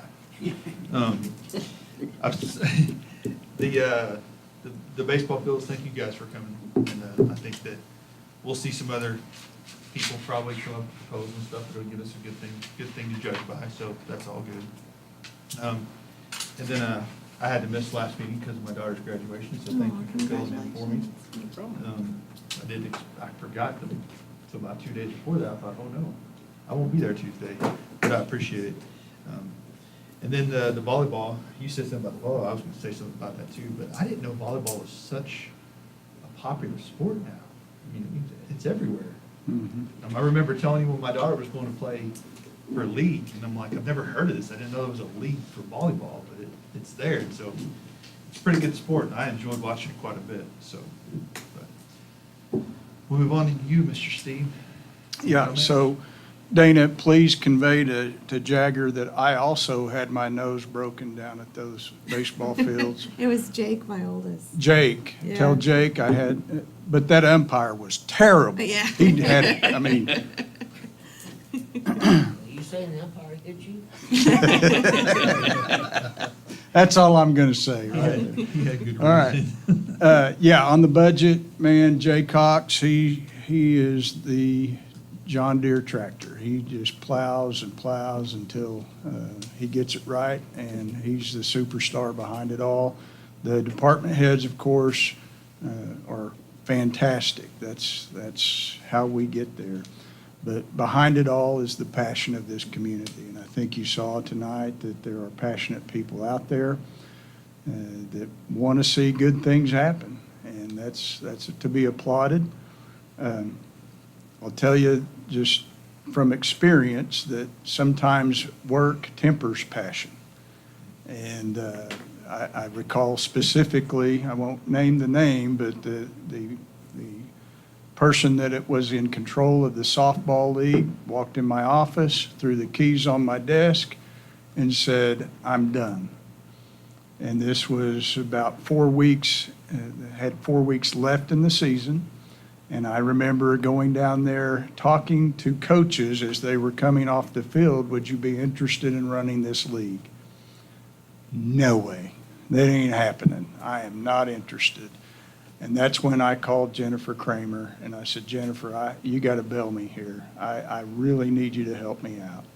And she was kind enough to step in. She did it not for me, but for those kids. And that speaks volumes to me when they stay hooked up for the many years that they've been there.